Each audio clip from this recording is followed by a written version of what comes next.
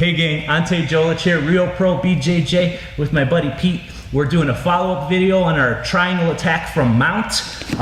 Previous video, we worked in a world where we could push their wrist to the floor, step on the bicep, and go to the triangle from mount, or we pushed the wrist to the chest because they were so defensive about not letting their arm come out, and so we're able to hurdle over. This time, they're trying to eat their cake and have it too. Put your hands down, please. What do I mean? We put the brakes on like prior. We fought the battle to get up to a high mount. We were successful at drill bitting our arm through and getting an overhook, advancing this knee. We made them look away from this side by using our torso to rolling pin their face this way as our hand was pulling in the opposite direction to make them rotate. Now when we came up, he's not letting me push down, and he's not super tight, so that I can kind of feel like every time I want to come over, he's following me. That's when this hand comes through to here, and I just push his arm with my forearm, drop my knee to the ground on him, then grab his wrist. Now we can step over, immediately switching. The second this foot hits the bicep, we switch, slap, come around for our triangle finishes. We did a bunch of finishes with the poor guy in the prior video, so I'm not going to rehash those too much because who needs my 245-pound rear end arm. But let's review real quick the patch. I'm going a little angle this way. Yeah, it's sweet to me. Perfect.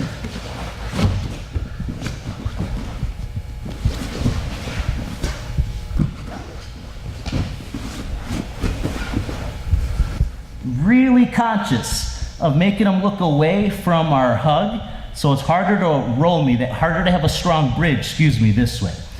When I came up, he's in between. He's kind of following me with his forearm maybe. That's when this hand comes through. And I just drop down, pinning his arms with my forearm with his, just so enough that my knee can come over.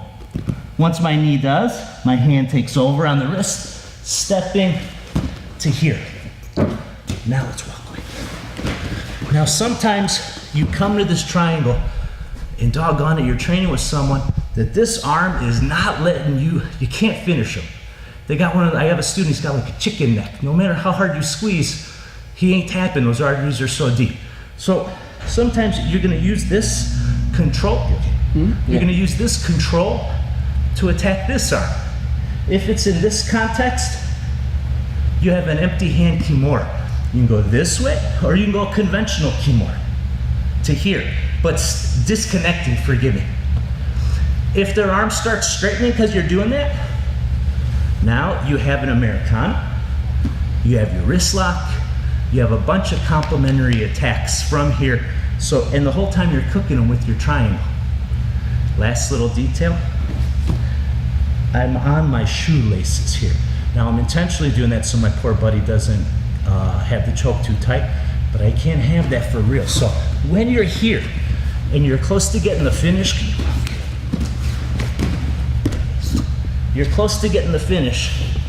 but your sole of your foot is pointing north, that's when you're gonna start to activate a butterfly hook, and it's gonna snug everything tighter for the finish. So just a little detail to play with. Your benchmark is your foot and your ankle are not allowed to hurt. If they hurt, again, go to the complementary attacks. There's even more we'll show in other videos. But in this instance, we got a little patch when their leg tries to stop us from hurdling, or excuse me, their arm tries to stop us from hurdling over with our chest to forearm shave, to the leg staple, to the wrist, as well as some complementary arm attacks on the other side. I hope this helps. If you're ever in Cleveland, please come visit.